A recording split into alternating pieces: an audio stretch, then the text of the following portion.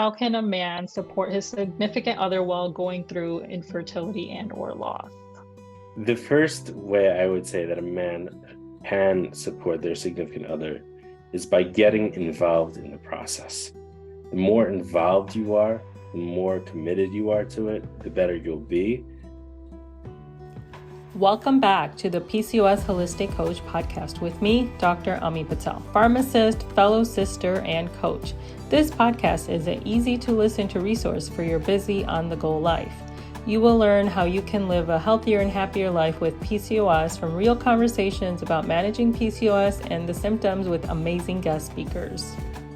Really excited about today's episode with a guest speaker, Daniel Landau. I'm excited because this is a man that we're having on the episode. Most of my guests have all been females except one other time. I had an acupuncturist that was a male, so really excited to have another male on today's episode. It's going to be such a great episode.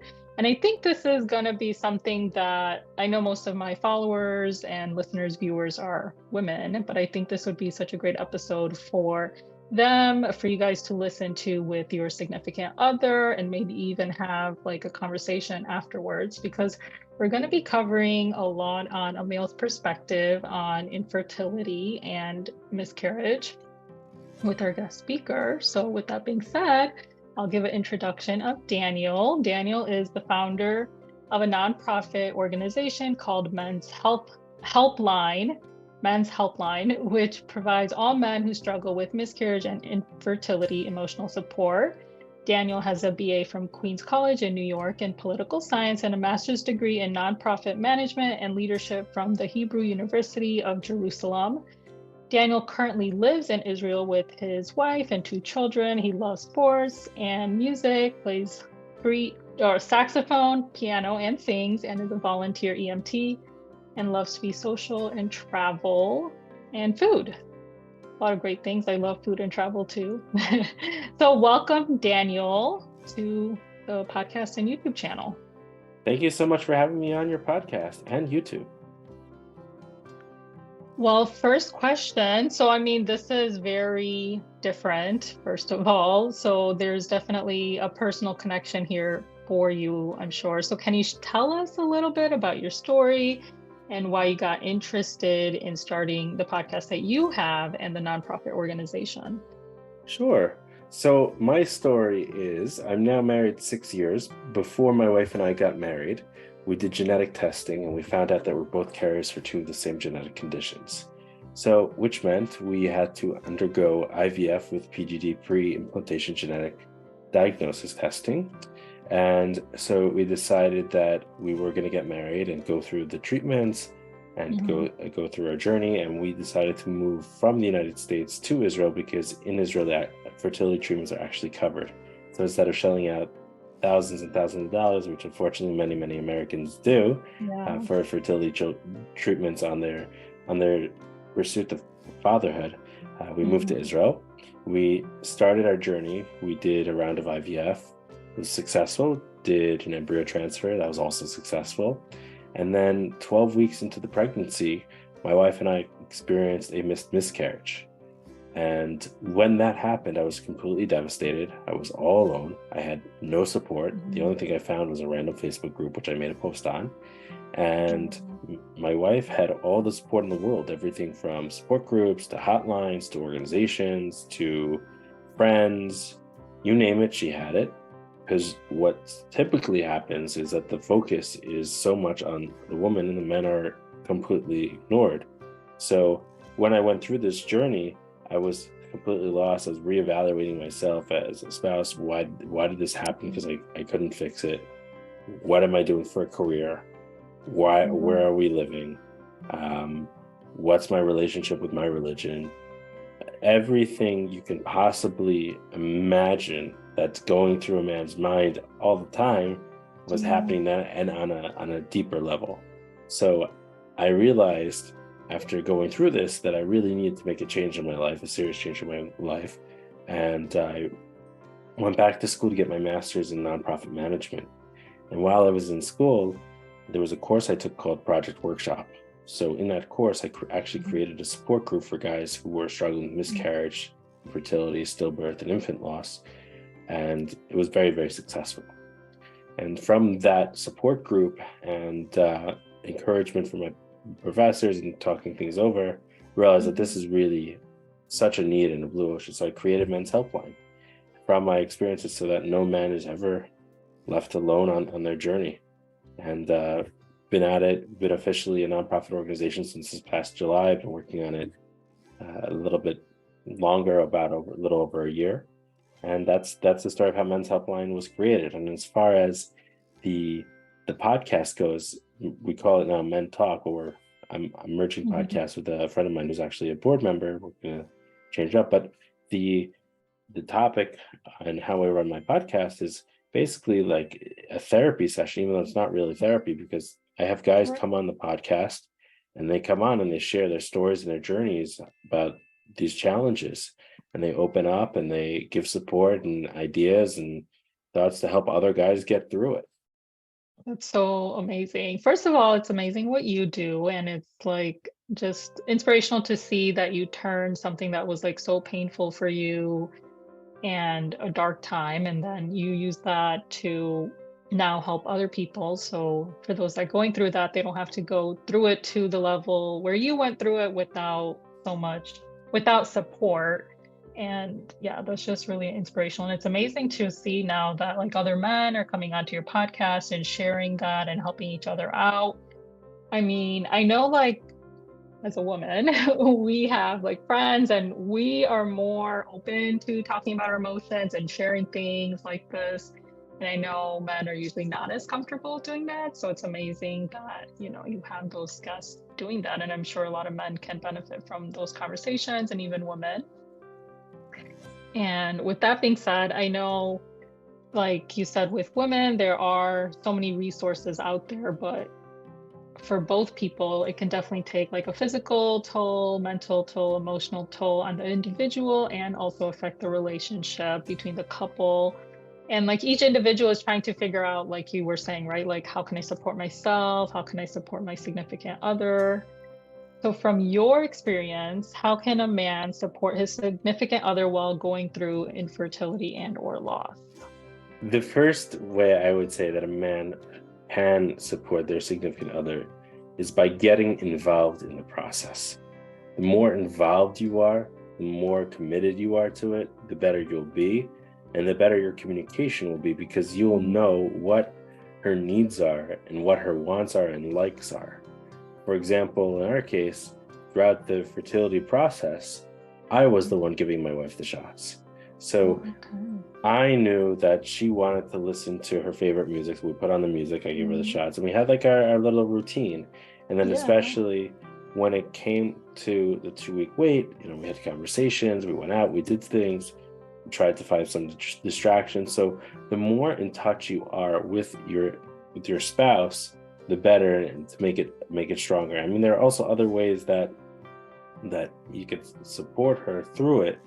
And that's by potentially even going to support groups together, to going to mental health professionals, because what happens is that when you don't talk about it, you know, it can be challenging, especially when you're going through it. Even just post it, these emotions start boiling up and up and up, and eventually it's going to pop, because infertility, miscarriage, stillbirth, and infant loss, none of these things go away. There's always going to be some sort of trigger. So you have to have the tools and the resources available to deal with it. And I think really with the statistics, what they're showing, 1 in 4 couples have a miscarriage, right? 1 in 4 pregnancies end in a miscarriage.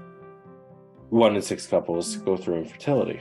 So that to me means that the likelihood is you're going to know someone to your left and someone to your right who's gone through it. So don't be afraid to ask, hey, I'm going through this. Do you know anyone who's gone through this? Because you never know who might be able to help you and who might have gone through it. If you don't ask the question and you don't talk about it, then you're just going to be stuck in your own dark world, unfortunately.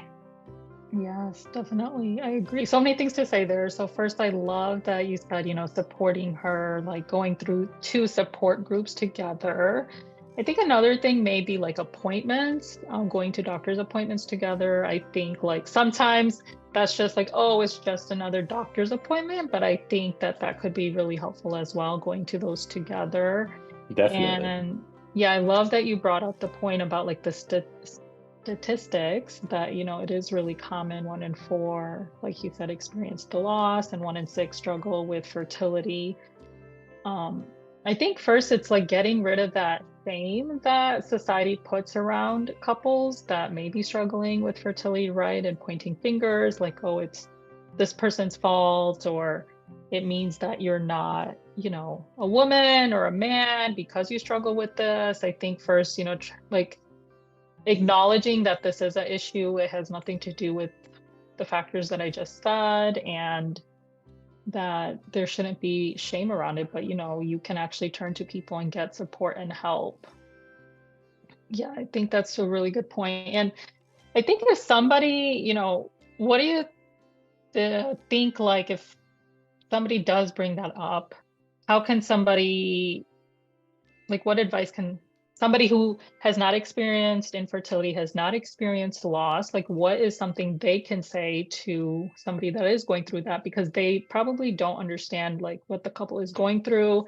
They might be giving quote unquote advice that they think is helpful, but it could actually not be helpful. It could be hurtful.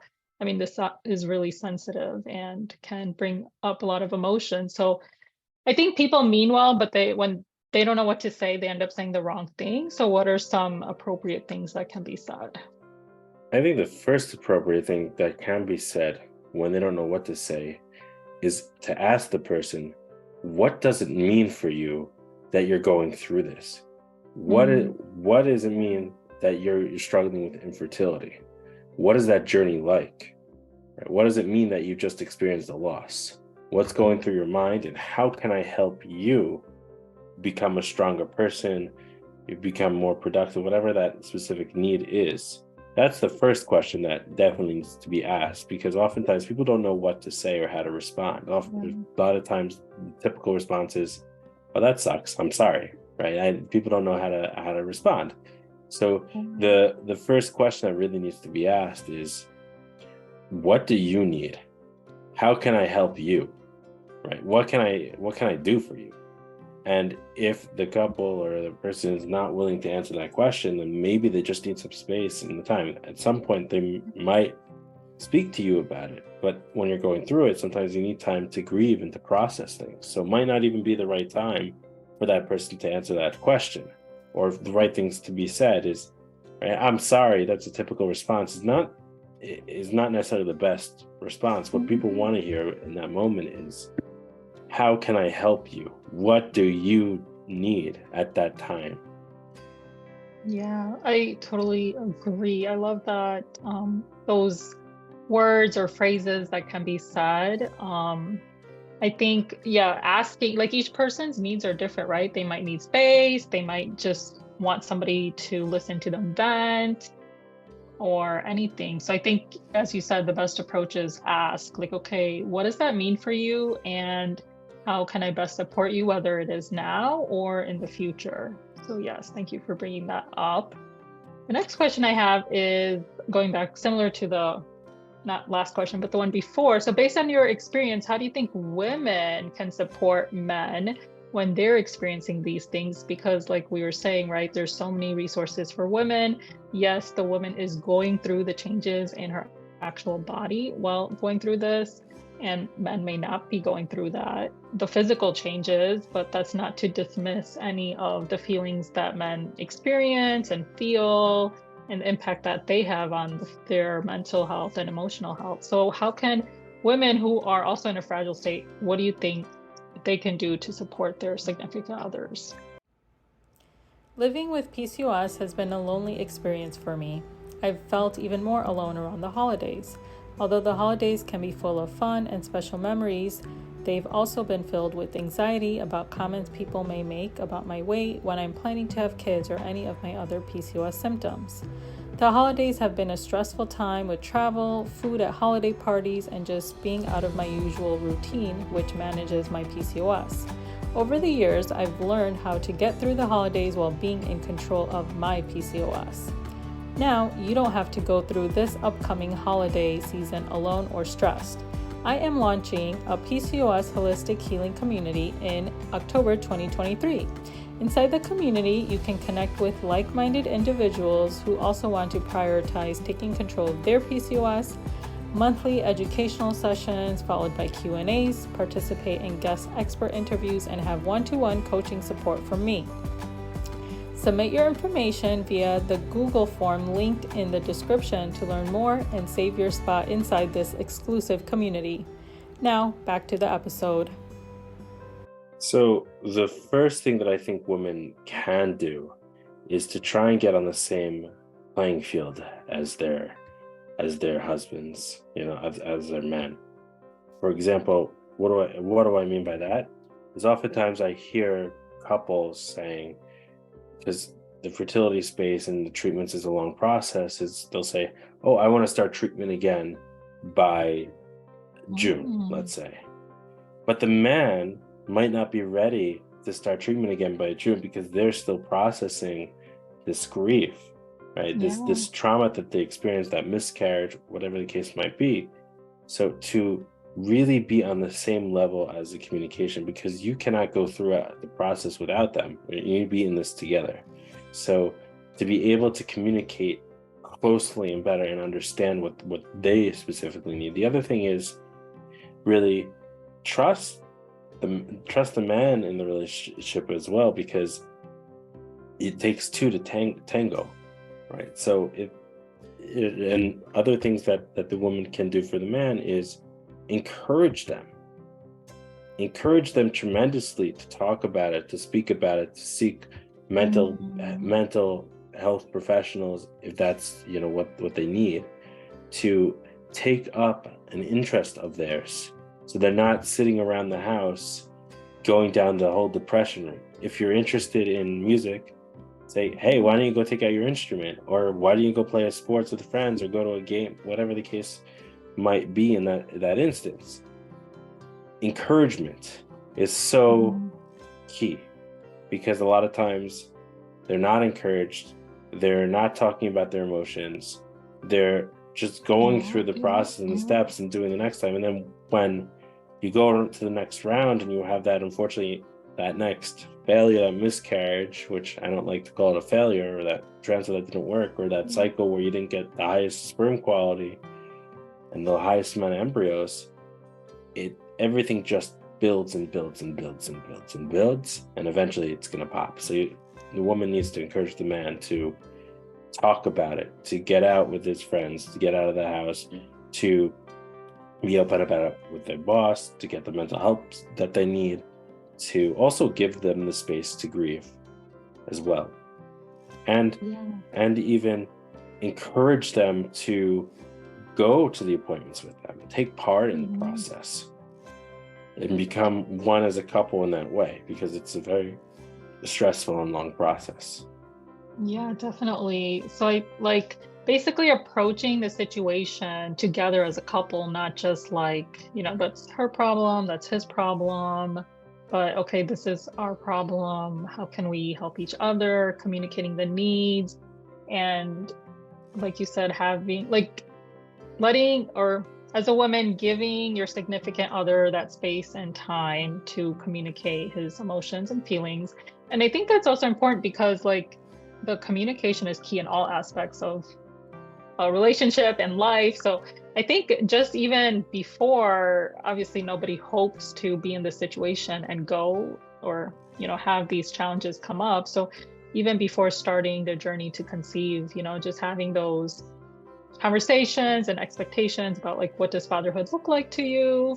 I think just starting that conversation so that when things get sensitive, it's a little bit easier for the man to express his feelings and emotions. And I like that you brought up grief. I don't know if everyone knows, but there are 5 stages of griefs, and they can happen in different orders, and people can go from one stage and back to another. But just so that everyone knows, the 5 stages of grief are denial, anger, bargaining, depression, and then acceptance. So I think it's really key that you mentioned that, the women will be going through this and the man will be going through this, and both of you guys may be in different stages at different times, but just respecting each other's time frame and journey as people go through these stages. And then, like you're saying, when both of you guys are ready and at the acceptance stage, then maybe talk about, okay, what is our next step together as a couple? Would you agree with that? Anything else you want to add with the grief cycle? Yes, 100%. And sometimes the men take longer to process it, right? Because men think that they're so strong. There's this whole concept of toxic masculinity that if they break down, it's not going to be good for them. So yes, they can take longer to grieve with this and process it differently. So they need that space and that time and that encouragement. Yeah, I love that you mentioned, it can look different. Like you said, process it differently, express it differently, it may show up differently, right? Like depression looks different in men and women. So just recognizing that for each other. I think, so the next question. So what advice do you have for men who might be in this situation, or anything that you wish you knew when you started your journey to conceive, or when you were in the situation yourself? I know you said that you looked for help and found a Facebook group, but is there anything else? What I wish I knew before I started treatment, I wish I knew that this is going to be such a long journey. I wish I knew that science isn't perfect and mistakes can happen. I wish I knew that it's when you go through a miscarriage that it's okay to grieve and to talk about it. I wish I knew what infertility is and was, and what miscarriage is and was. And the same thing with stillbirth and all the other topics, because I was never taught it. So I wish there was more conversation, but the only reason I knew about infertility and miscarriage was because of my experiences and the lack of education. I really wish that men, if you're dealing with male factor infertility, that men get tested early on as part of their annual physical, because there are early interventions. And if you have this knowledge early on, then maybe your experience might be completely different. So those were things that I wish I had known going into this journey, as well as what is the experience going to be like. I mean, I had heard different things from other men who have gone through it, but at the same time, you don't know what you're getting into until you're there. And then different tips of how to even deal with the 2-week wait, or how to deal with the what quality your embryos are. I wish I had all of that. I did not. So my tips to men is do your research, speak to a lot of people, communicate with your spouse about what your needs are, communicate with your boss, tell them what things are going on. But at the same time, don't go down the dark, deep hole of WebMD. Because if you go down the dark, deep hole of WebMD, right, you can get yourself into a dark, deep place, and there's a lot of misinformation out there. So the more information you have is power. Have these conversations, be open about it. Don't be afraid to cry. Don't be afraid to get emotional, to lean on your spouse's shoulder, to speak to your boss, to listen to podcasts, to share your stories, and just be completely optimistic and positive throughout the whole experience. Because at some point, hopefully it will work, and you have to keep that positivity and that momentum throughout. Yes, definitely. I think even the fact that you said it's a long journey, it's a good point. There's this misconception that when couples start trying, that they'll get pregnant on the first attempt, but it can take anywhere from 6 months to a year. And then I think to be officially diagnosed, doctors usually say that you have to try for 6 months. but I think a lot of people don't know those things. And then even like you mentioned male factor infertility, I think like society and some cultures specifically blame a lot of infertility on women, but the facts are that actually like 35% is approximately due to female factors, 35% is approximately due to male factors, 20% of cases is a combination of both, and 10% is about unexplained causes. So I think I'm glad you mentioned that, and it's important for everyone to know that, you know, men should get tested early just as much as women need to be tested for factors that could be affecting their fertility as well. Definitely. And infertility, even if you're going through unexplained infertility or male factor infertility, whatever the infertility is, secondary infertility, I think it's not to be mistaken, right, that secondary infertility, even though you already have a child, people going through secondary infertility are having the same challenges that someone primary infertility is having. It's not to be, you know, dismayed about. And a lot of people don't even talk about secondary infertility because they already have a child and people don't understand what it is. And the support needs to be there as well. And if you have a child already and you're going through infertility because you want to have another child, you also can seek the support.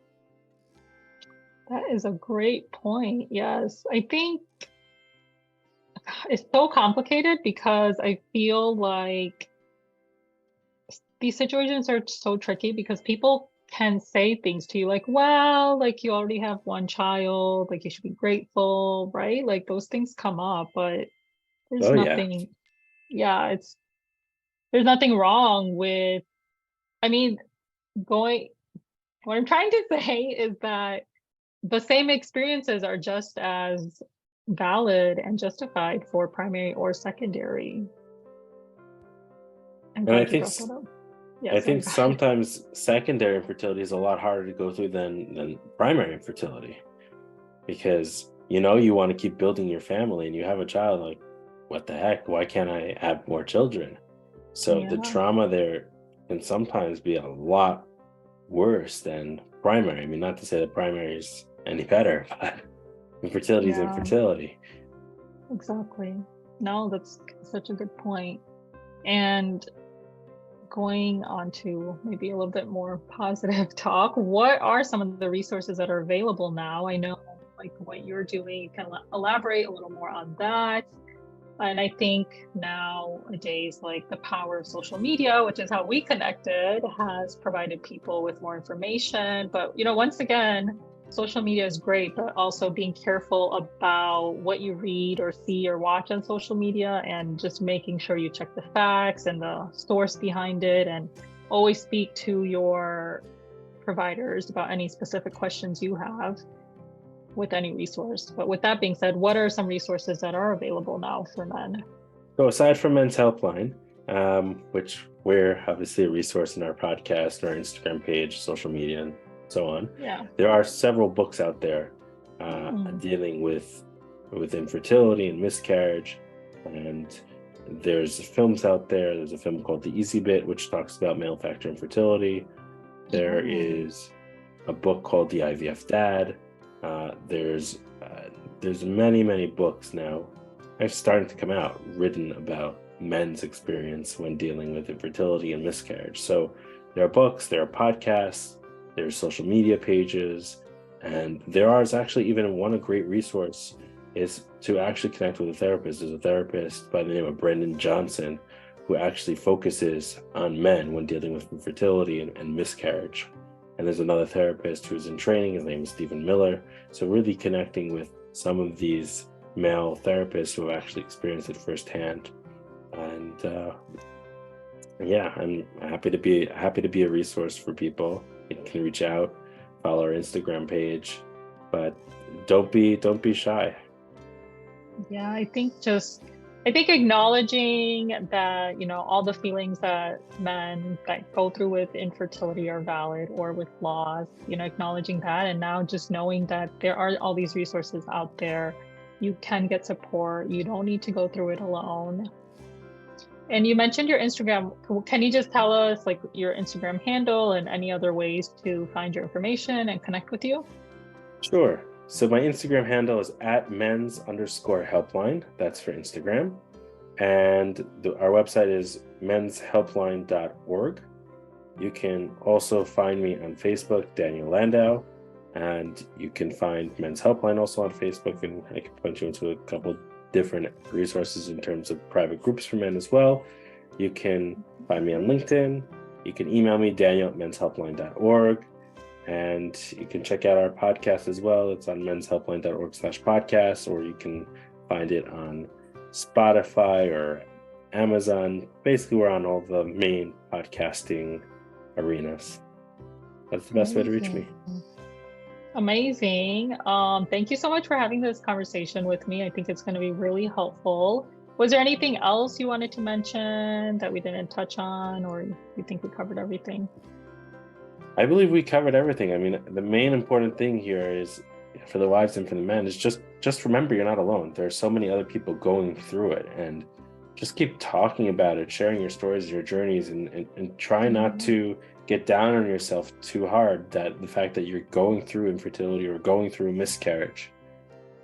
Yeah, I think a lot of that self-blame, self-shame, the guilt, like, I feel like that's put onto us by society and culture, and stigma and all of that. So I think I love that you said that, just don't do that to yourself and get the support that you need, for sure.